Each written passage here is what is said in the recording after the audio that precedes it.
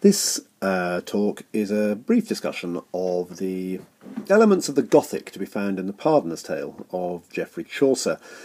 It's aimed particularly at my students who are studying the AQA Lit B3 course, but should be interesting and useful for any student at just about any level, for a quick background and stimulus, if you like, to further study of this area.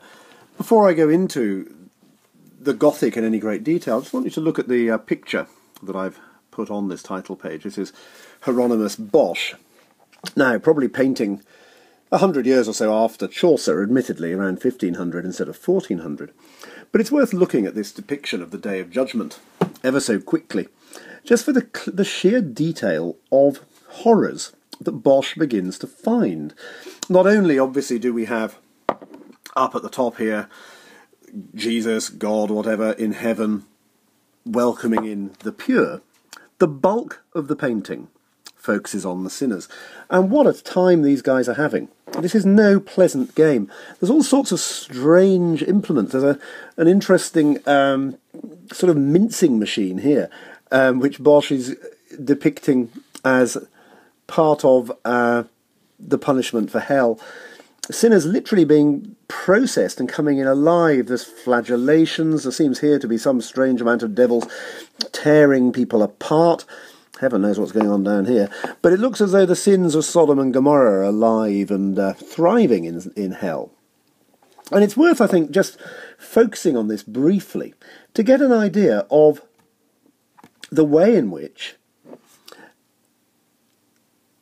the world of the medieval time differed to our own in terms of the way people saw what was around them. This was a time where death was a living thing. Death was all around. Everybody was subject to death. Nobody would escape death. And within this story, we see this clearer than almost anything else. Death lives large. So, what is the Gothic? The Gothic, it seems to me, is very clearly not part of the world of Geoffrey Chaucer.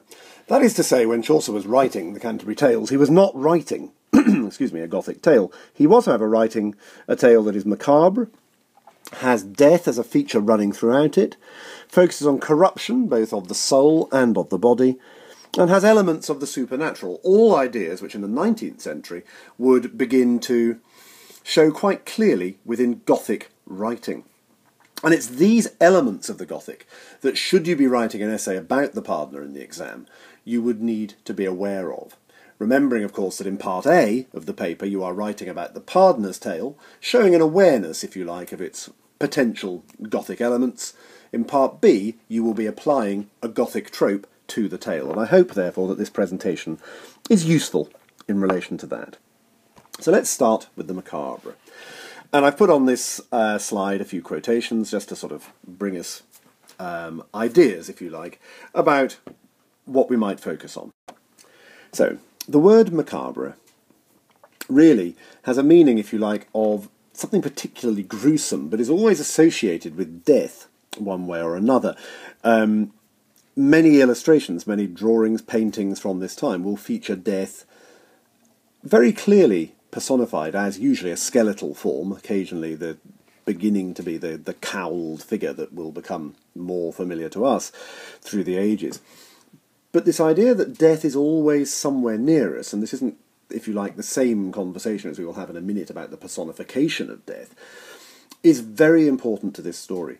The Pardoner spends a great deal of time building up a fear of sin in his audience. That is to say, in the audience that in this sort of layered narration he is telling the pilgrims that he would usually have in villages, in other words, the illiterate and everything else.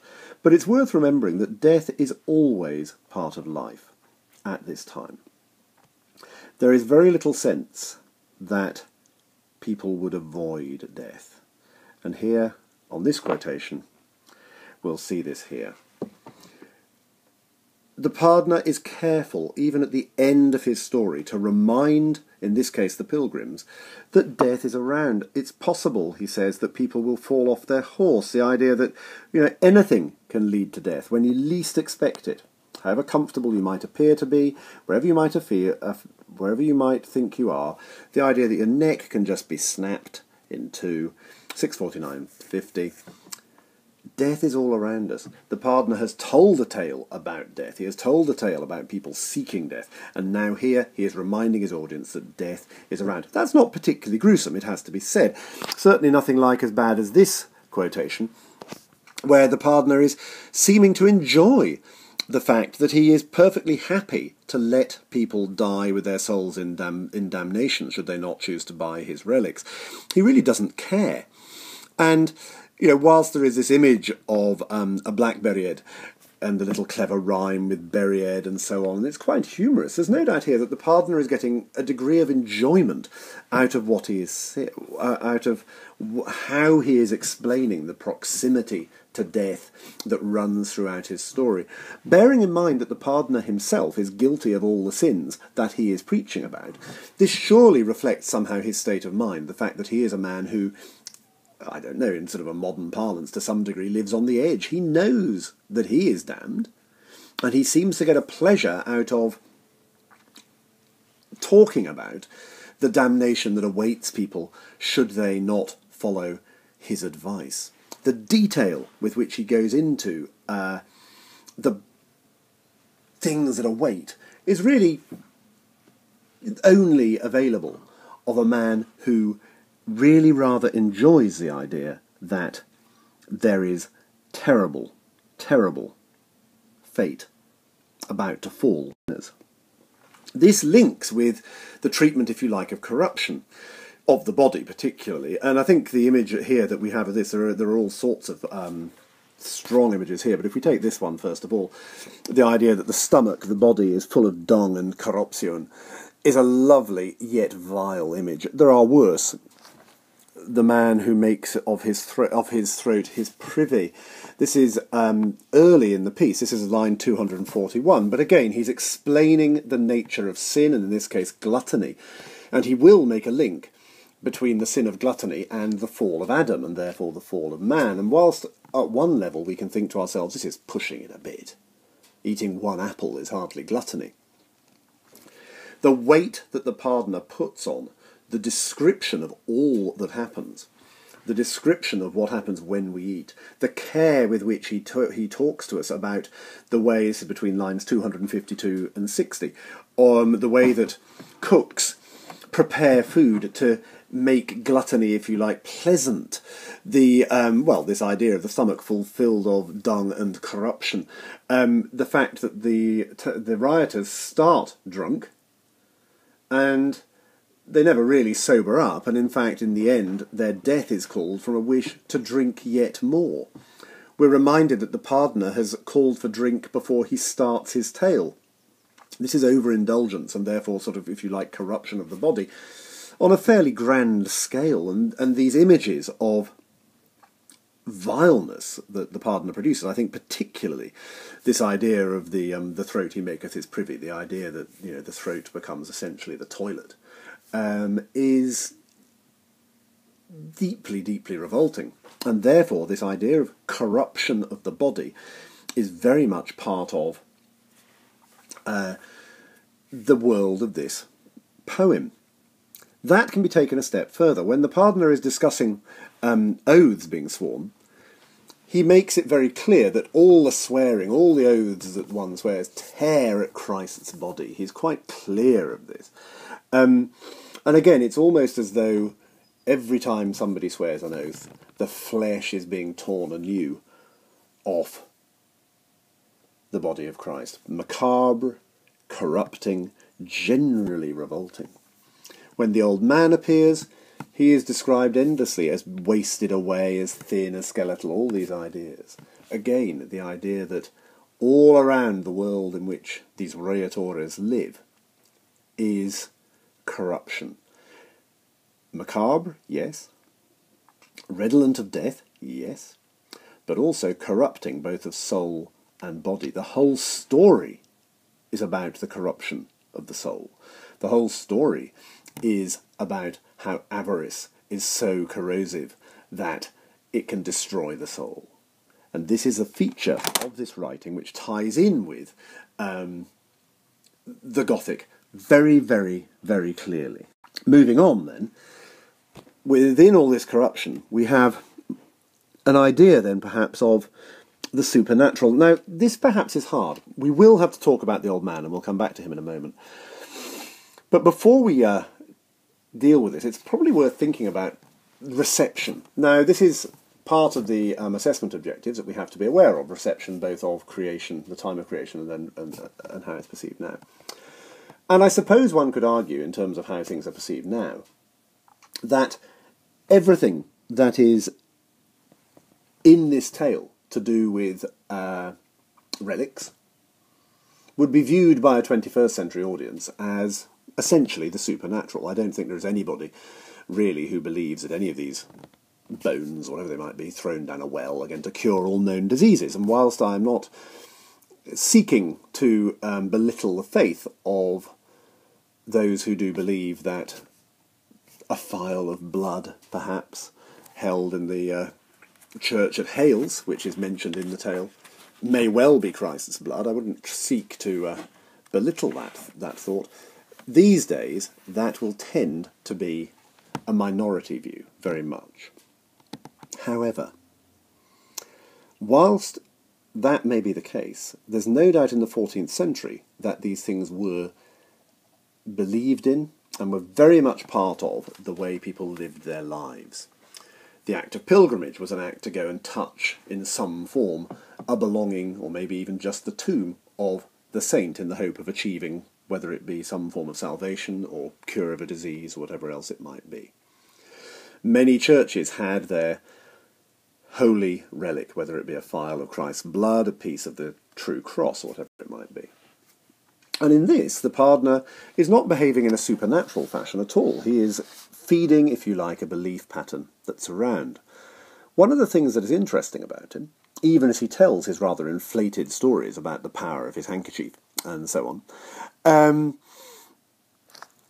is that we know from the general prologue, because of the way Chaucer has set up this story, if you see what I mean, most of the pardoner's relics, well, most all, are false. We know, for example, that Virgin Mary's veil, from the general prologue, is a pillowcase. And that in his glass case he has pigges bonus. And the idea here that everything he's trying to tell us is false. Again, this idea of corruption, this idea of a corruption, in this case of the church, a corruption of the things deemed to be holy, runs throughout this tale. Now, the pardoner will certainly know that his relics are false. And he will then go on to tell us that the only thing that he is interested in, of course, is making money.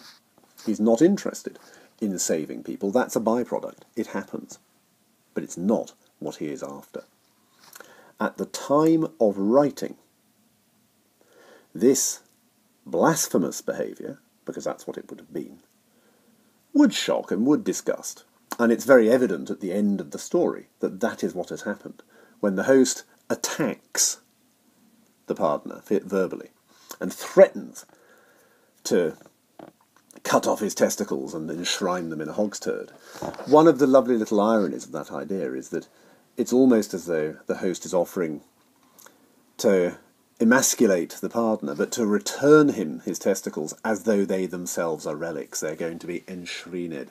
They're going to be enshrined in pig shit, as though this is all anything the pardoner carries is worth. Now, whether these beliefs are supernatural or not, difficult to say. I think certainly in a modern context, they are seen as elements of the supernatural, I think without any doubt. At the time of writing, the blasphemy that is evident throughout this tale would be far, far stronger than it is now. Which leaves us, if we think about the supernatural, with the old man, because the old man is one of those curious figures that is in this story. He is given a fairly substantial characterisation, unlike many of the types that appear, certainly the rioters, who have no characterisation whatsoever. He cannot die. He knows death. He says he's just left him in the grove. As if, well, two meanings there. He's either left him in the sense that he was speaking to him and he's now left him behind, or, of course, he's left him in the grove, almost as though he has placed death, in the shape of the gold pieces, in the grove, ready for the rioters. He certainly seems to have a relationship with death, as one of the many readings of this character. That is a supernatural idea. The idea that he has travelled the world, that he is ancient, that he cannot die, again, a definitely supernatural idea in this man. It interests, I think, that he would, in the way that the conversation runs, the implication is that he would move on and let the rioters do as they do, until they treat him rudely. And once they treat him rudely, then we are told, yes, go up the crooked way, again redolent of the path of sin. And there you will find death under a tree in the shape of these gold pieces. The old man seems to know exactly what the rioters are after, what it is that will push them over the edge into death themselves. Whether he has left death there, placed it, or whether he has met death in some form as a metaphor, very hard to say. Nevertheless, this character banging his staff on the earth, calling Leva Muda, let me in, is, I think, very definitely a very supernatural character within the context of a story that is so ordinary. We can recognise the rioters. We can recognise the rioters in 21st century Slough. We don't need to imagine what they might have been like in medieval time. We can see them on the streets. We recognise the potboy. We recognise the taverner. We recognise the host. The old man is from a different world. Hooded figure, redolent in some way of either death or a relationship with what that relationship might be. But death itself, we've talked about how the macabre idea of death and perhaps the enjoyment of of death runs through this poem, and we've talked about how the old man might have some link with death. Death itself is a hugely important part of this story. Death is personified in this tale in various ways. Early on in the story, the rioters are inquiring about the death of the corse that's drawn past them. And the response is, there came a privy thief, men clepeth death. This idea that death is a thief, the implication is here, this is a personification, this is a living thing, this is a real entity that has, and then with this lovely rhyme that we get in these couplets, in this country, all the people slayeth. Death, slayeth, rhyming together, emphasising what it is that death does. But look, all the people are being stressed here to have died in this area. And this is one of the ways that death is very much a real person.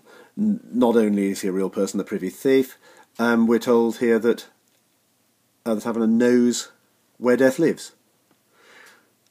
This idea that death has a definite place where he might reside, if you like, in the local village where he's killed so many people. Why is this? Of course, this poem is written shortly after the Black Death. It's written at a time when a huge percentage of the population of the country had been killed by a plague.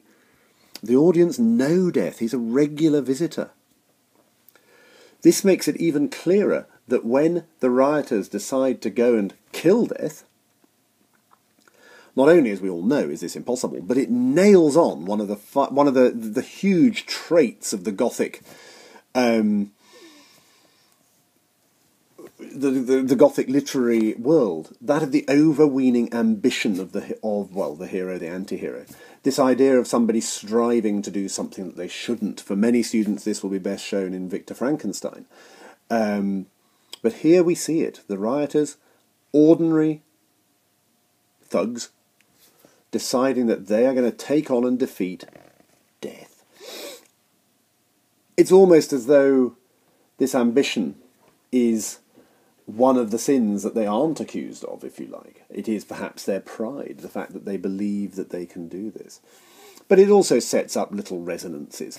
It sets up little resonances such as that of Satan attacking God, being thrown out of heaven as one of the rebel angels. And this idea, I think, is what we're meant to see here, this idea that there is only one end to this. As soon as the rioters announce what they're going to do, there is only one way this is going to end.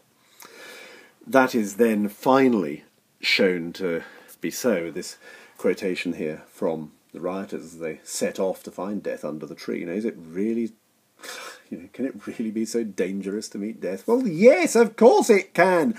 But that's not what the rioters see. What the rioters see is, because they are so proud, is this potential. I'll just get rid of the writing on here. Because it is so proud to see the fact that they are going to defeat death. This rather blurred picture is another Bosch. This is Bosch's 7 Deadly Sins.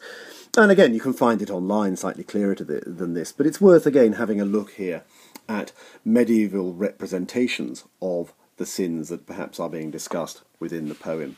Death is never far away. Sin is something that people, if you like, did, but it's also something that they were afraid of because of where it would lead. And that is what the pardoner buys into.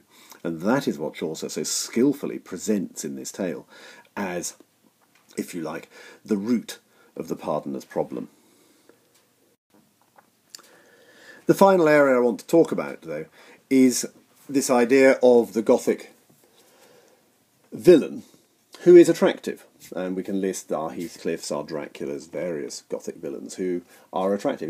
Even figures like the monk, deeply debauched, are only successful because they are so attractive in some way.